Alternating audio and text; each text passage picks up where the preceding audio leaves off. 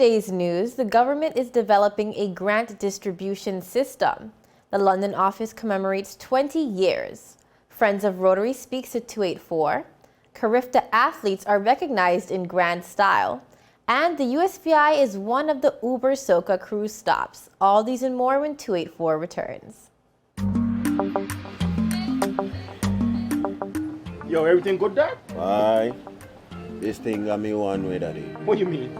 Ever since I hook up with this thing, I can't eat, I can't sleep. This is the first thing I touch it when I reach home. What you really? Hey, this ain't like you, Dad, this thing got me staying home, keeping out of trouble me. Wow. What your name is? Shit, I talking about my CCT life. Don't worry about missing your favorite series, sports, news, and local programming. Come to CCT today and sign up for CCT Live to access over 80 channels. CCT Live. Bring it home. 1 month free trial turn into 5. 5 months turn into, well, you know I huff. I watching ball. I been watching football. Dad, Nickelodeon, Paw Patrol. I am hooked. Hooked, I tell you. Welcome, viewers. I'm Nia Douglas coming to you live from the beautiful British Virgin Islands. It's finally Friday, May 20th, and I'd like to thank you for tuning in to 284 News tonight. Starting off today's news, a new system for the distribution of government grants will be forthcoming in the near future as one of the solutions to the Commission of Inquiry's COI report recommendations. This is according to Premier Dr. the Honorable Natalia Wheatley, who made this disclosure during a recent press conference. Recommendation B7 of the COI report called for a wholesale review of the BVI welfare benefits and grant system, including House of Assembly members' assistance grants and government ministries' assistance grants. Commissioner of the Inquiry, Sir Gary Hickenbottom, said the review should seek to move towards an open, transparent, and single, or at least coherent, system of benefits based on clearly expressed and published criteria without unnecessary discretionary powers. Responding to questions posed by the media last Friday, Premier Wheatley said his government is in full agreement with the recommendation and will be implementing changes soon. We're in discussions right now with the governor, of course, and with as well as the financial secretary to chart the way forward as it pertains to grants. As you know, the COI report recommended that certain grants be stopped. And of course, we sent a proposal to the United Kingdom saying that we are committed to implementing the recommendations. But we know that there's the importance of providing social assistance and social benefits to our people, and they should not be left to suffer. And the COI report acknowledges that. So persons can certainly expect that we're going to put a new process in place that's open, that's transparent, and that addresses some of the challenges addressed in the report so that persons will be able to receive assistance, but in a new system. And there's going to be have some type of transition from the system where we are now and to the system of the future. But that's going to take some discussions between all of our colleagues, between the United Kingdom government and the governor, and we'll come up with a system and we'll report that to the people very soon.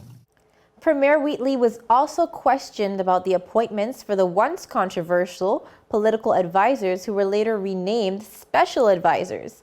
He said these appointments will not be affected as they were never mentioned as an area of concern in the COI report. Yes, of course, the special advisors in the Premier's office are still there. The COI report actually did not find any issue with having special advisors. In fact, the United Kingdom, their ministers have special advisors. It's standard practice in the United Kingdom. And we're going to continue to have special advisors to assist with the very strenuous work and voluminous work that exists in the Premier's office and throughout government. In other news, the British Virgin Islands London office is commemorating 20 years of diplomatic service abroad with the establishment of the BVI London office at BVI House in London. The office is planning a series of events throughout the year under the theme Vigilance, Diplomacy, and Integrity at 20 to mark this key milestone in the BVI's political advancement and international engagement. In July of 2002, the government of the British Virgin Islands, under the leadership of the then Chief Minister, Honorable Ralph T. O'Neill, approved the acquisition of BVI House in London. It was a first step in establishing the BVI London office and raising the territory's profile in the United Kingdom and Europe. The government recognized that its relationship with the UK government was maturing and required sustained engagement in areas such as financial services, governance, constitutional reform, and European Union-related matters. It therefore became necessary to establish a diplomatic office in London through which the BVI government's UK and EU relationships could be managed on a permanent basis. The BVI London office continues to serve the purpose for which it was envisioned over 20 years ago.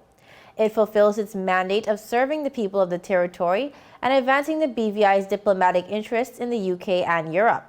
At this pivotal time, I am delighted that we will have an opportunity to celebrate this key achievement while looking ahead to our future, expressed Ms. Tracy Bradshaw, Director and UK/EU representative.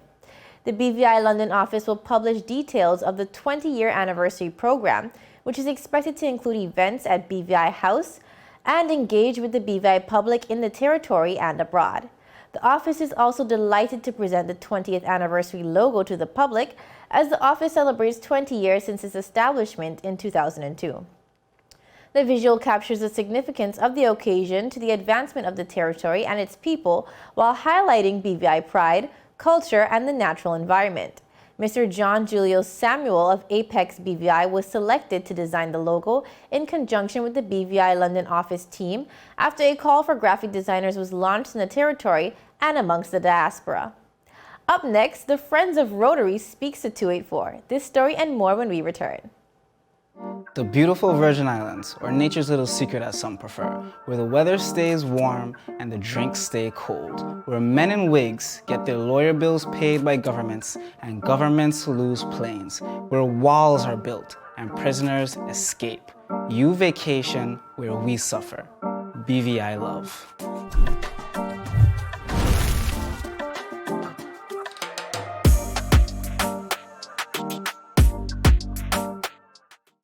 You value traditions. Today, you value music. You value education. Family. I love you. Service. Thank you. You're welcome. Love. Life. At Popular, we're committed to you and everything our community values. For the things you value the most, count on us. Popular. There's a reason you get up on a morning. A reason you pick yourself up, start the day. Maybe it's sheer grit. Maybe it's your ethics. Maybe it's because you know people like you are waiting. For people just like you. We all have our reasons, and for Republic Bank, that reason is you. Every little thing, every big thing. It's all about making a difference in your life. Because after 182 years, if it's one thing we're sure about, is that the difference is you. We're here to help. Republic Bank, we're the one for you.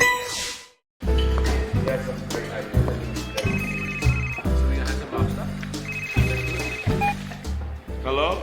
Wait, you had a lunch again? You don't say you were sick? What happened to our wedding rehearsal? No, babe. I'm actually watching the news right now. Take a listen. Topping our newscast today, UFOs seen around Tortola Pier Park. And District 3 residents outraged over no water supply. They simply cannot bathe. These and more stories when 284 News returns. All right, babe, just get some rest, take 2 Advil, and I'll See you later. Bye. Okay, honey. I see you later. I love you. It's clear to see that Coconut Lounge is a place to be, the coolest cocktail lounge in the British Virgin Islands. A lounge like no other, with welcoming, professional service, and a breathtaking ambiance. Not forgetting a diverse selection of wines, beers, and signature cocktails. Cozy, comfortable, contemporary. Coconut Lounge at Tortola Pier Park. Visit us today.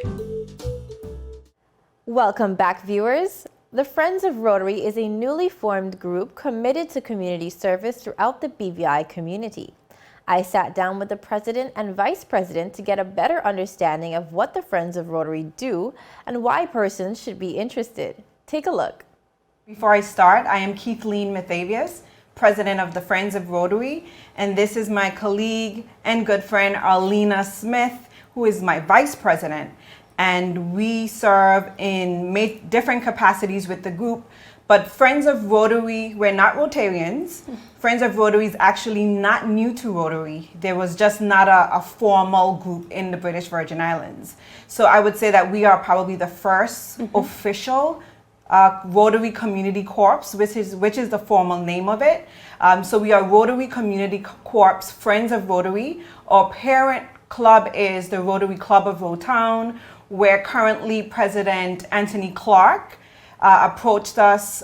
He wanted to add to his portfolio more community projects and trying to find out how others in the community can contribute even if you're not Rotarians. Because we do exist. There are some people out there as ourselves who are regular human beings in the society and not necessarily looking to be a part of a particular group, but just want to do something in our community.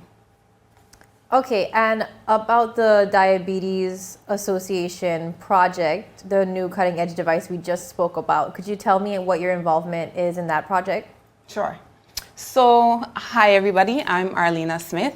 We have a number of projects that we are currently working on, and the Diabetes Association is, I would say, a group that's close to both of us. My mom is actually the office manager and has worked with the Diabetes Association from its inception for a very long time. So we've kind of taken on helping them in whatever capacity we can when we started Friends of Rotary.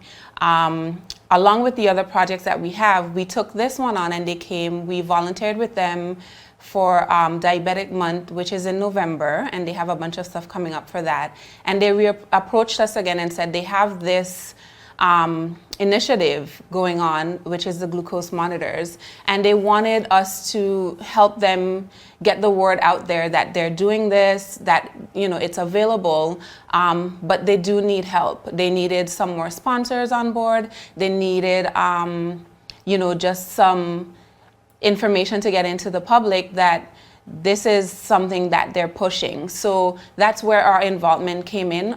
We're working with them on a number of stuff, and this just happens to be one of them. Could you tell me some of the other projects that you're working on of this magnitude? Sure. Along with the BVI Diabetes Association, we have also been in contact with the BVI Red Cross, because they also have an initiative that they are trying to get out there with the blood donor drive. So you'll definitely see and hear about us some more with that. We have also been doing a few projects with the Enos Adams Primary School, the Ebenezer Primary School, Siboney. And Siboney those are School of Excellence in Virgin Gorda.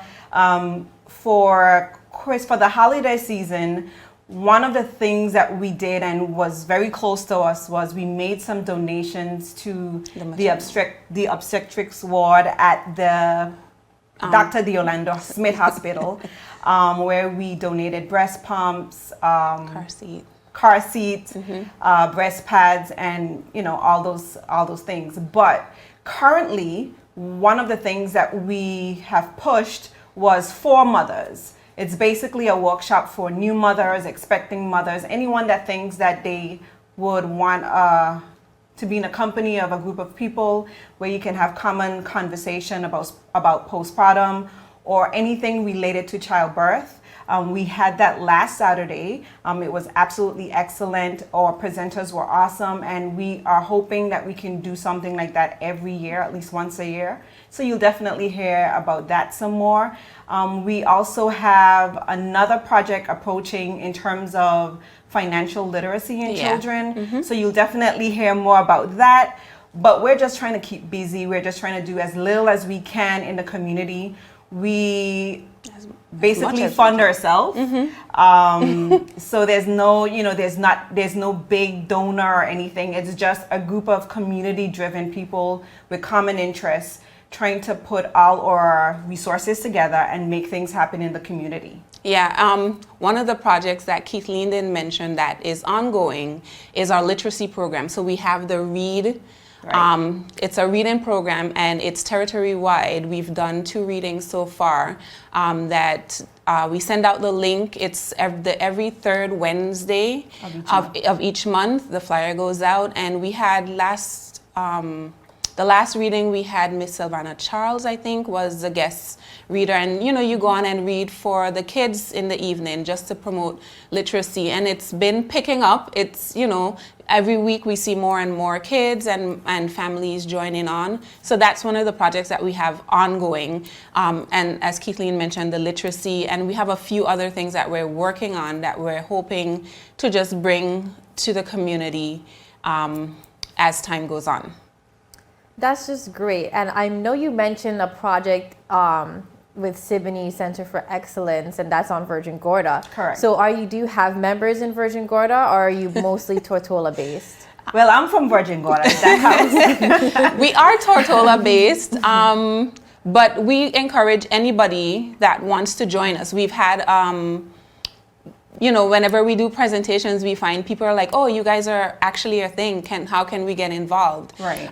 So I would say that we're BVI wide. So if anybody wants to join, it doesn't matter where you're from, just reach out to us. We're always looking for people because essentially we're volunteers. So we're just volunteering wherever help is needed. So I would say we're Tortola based physically, yes, but we're BVI based overall. To view the full interview, you can check out the 284 Media Facebook page. In other news, the BVI CARIFTA athletes were well celebrated at the recognition ceremony, which was held by the government of the Virgin Islands to highlight their overall outstanding performance at the just concluded 49th CARIFTA Games in Jamaica. Our Kamal Haynes was there to capture the moment.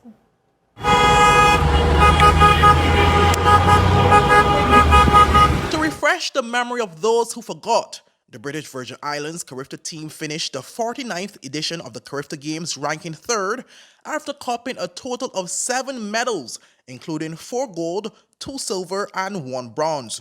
The team was escorted via a motorcade from the vicinity of Port Purcell along the James Walter Francis Highway and throughout the Road area. The motorcade included the BVI's first gold medalist of the games, Saviana Joseph, for the shot put event, as well as star athlete Adeja Hodge, who picked up the remaining 3 gold medals in the 100 meters, 200 meters, and the long jump event. But also present was silver medalist Akila McMaster, who won her first silver medal in the heptathlon before returning with colleagues Kalia Libbard, Kenyatta Great, and Akrisa Aristi to collect a second silver medal in the 4x400 meter relays. The girls on the 17 high jump bronze medalist Jakaila Martin was also present at the event. The motorcade ended at the multipurpose sports complex, where the athletes disembarked and made their way inside the building. With 284 News caught up with Adeja, who also created CARIFTA Games history for the territory, to become the first ever athlete from the BVI to receive the Austin Seeley Award. So viewers, we're here with Miss Adeja Hodge, this Austin Seeley Award winner of the CARIFTA Games. Firstly, how do you feel right now? I'm feeling great. I'm really proud of myself and the accomplishment that I achieved, so I'm just feeling amazing right now. And I just want you to walk us back through briefly in terms of how it felt at that time last month when you was competing on behalf of the BVI. 3 gold medals, long jump, 100 meters, 200 meters. I'm sure you would have expected such, but the world would have been shocked regarding the performance because they weren't privy of your name as yet. Now your name is on the international stage. How does that feel? It feels great knowing that I went out there and I showed them what I'm capable of. I'm very proud of myself, like I said, and I was expected to win the 3 gold medals, but knowing and actually doing that really like boosted my confidence. And I'm sure, obviously, you would have been able to meet some of the speedsters of Jamaica as well during your trip as well. How did that feel, and how did that inspiration contribute to you going forward as an athlete? It felt great knowing that I grew up like watching track and field and studying their techniques and stuff. So knowing that I met them and they gave me encouraging words really inspired me to continue to do what I'm doing. And obviously, you're a force to be reckoned with. You have a few more years left in CARIFTA. Does that put any pressure at all on you going ahead of the 50th Games? Oh, of course not. I'm just here to have fun. Track and field. I love track and field, so I just have fun in it. Whatever I do, I don't really look back at it because there's always somebody else. There's always more challenges ahead. So I always just keep going forward and not like think about the past. So I'm not pressured. And we would have seen you transfer that form to your high school as well. You just would have won 4 gold medals. Very impressive. Speak about that as well. It's amazing, but it was just wasn't about me. It was a team thing, and I'm really proud of my team, the Alexander High School. We actually went out there and like showed them what we did, what we've been practicing, and I'm just really proud of all of us. And what's next in store for you? Are there any more events you'll be competing in this year? I'm sure the Worlds is coming up, the World Juniors is coming up as well. How are you ahead of those games?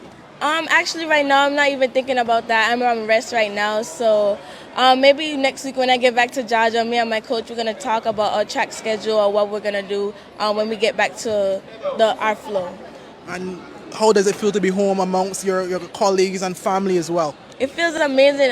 The food, I miss the food, I miss the culture, I miss my family for sure. So seeing my family after 3 years due to COVID is amazing. We also caught up with Coach Erica Frederick, who spoke about the performance of the athletes, as well as the acknowledgement received from the BVI public. Well, it feels great. They've really worked hard, especially coming up from the roots. From very small, they really put in a lot of work. And in terms of you're here today now, how does it feel in terms of the feeling overall of the community, basically giving the athletes somewhat of an applause, to commemorate their achievement? How does it feel to be home and being celebrated in this magnitude? It feels very good because this is my second CARIFTA game and the very first big one I ever heard about. So it feels very good. I'm so happy for a lot of them, especially those that medaled and everyone that had personal best. They did very well. And we speak about, we most often highlight the athletes that medal, but also there were some that did not medal that are young in the game, but they have next year and a few years to come. Speak about how it will be going forward to the next few games in terms of motivating and mentoring those athletes as well. Well, I really have confidence in them because they've been putting out the hard work every day. They are really exceptional. We just pray that in the years to come, when they reach that next years to come, that we don't have any injuries, because during this year we actually had some injuries that really lessen some of our performance. The Premier and Minister of Finance, Dr. the Honorable Natalia Whitley, commended the athletes for their outstanding achievements. He said Adeja has proven that the BVI can be #1 in the world someday, adding that soon she will be the fastest woman in the world. And just to say to you that Adeja Hajj also has proven that the BVI can be #1 with winning the Austin Seeley Award. Keep in mind, Jamaica is about 100 times the size of the BVI's population.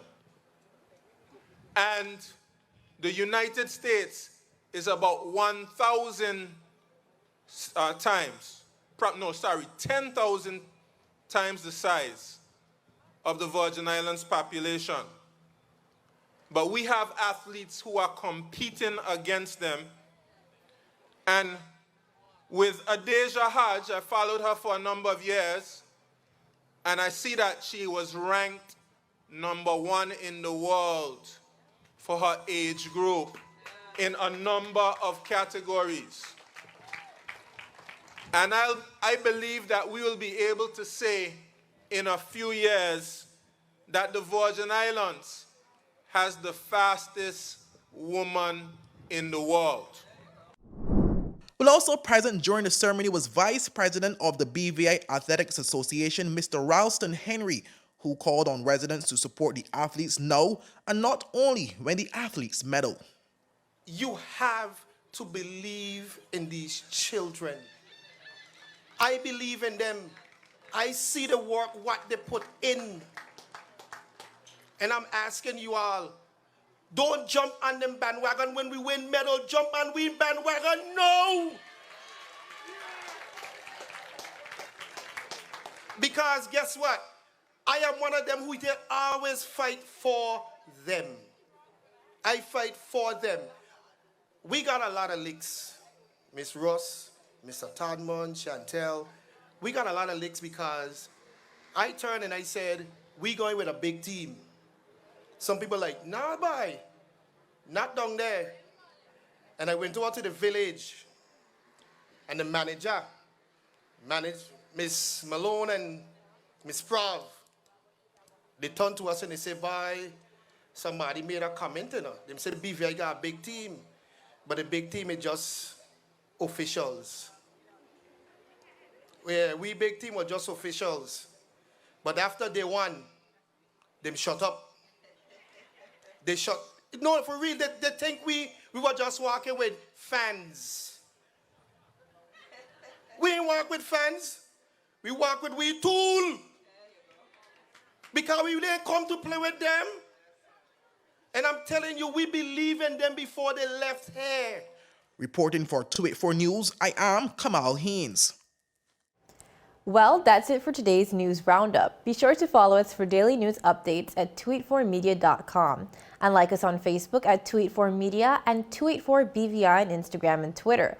I'm Nia Douglas. I'll see you again as we deliver your daily dose of local, regional, and international content.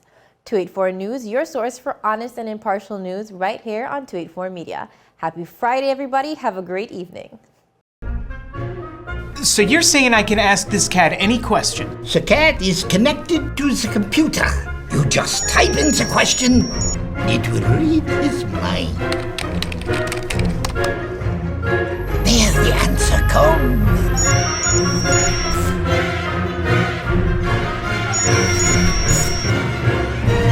You're the man! I've been looking for this for weeks.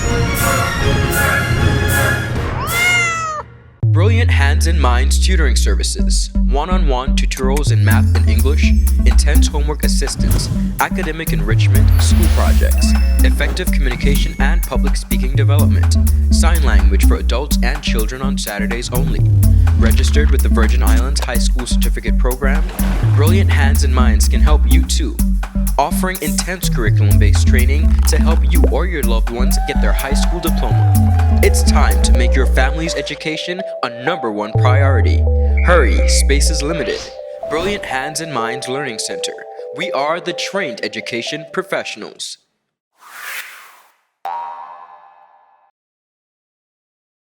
The wait is over! CCT Fire is here! Experience ultra-fast downloads, seamless streaming, and even more reliable connectivity on an all-new fire-blazing super-fast CCT Fiber network. CCT Fire, bring it home and upgrade today. Father Jesus, that line here long like church service. Alright, do enjoy the rest of it then. Next customer line, please. Wait, hold on a second. Yes, Sonny boy, come, yes, Sonny. Good morning. Good morning, Sonny boy. Over there. You must have cut fun topic. It's okay, I'll take care of it. What? No man to take care of me. How may I assist you? Yes. You want top of power? You want top of power? Join the prepaid party with CCT and enjoy more affordable data plans, more top-up promotions, more savings with hero bundles, and more value for your money each and every Tuesday with Top Up Turn Up Tuesday. Visit a CCT store today or anywhere CCT Top Up is sold and top up your phone. 5, 10, 15, 20, 25, 30. You want top of power?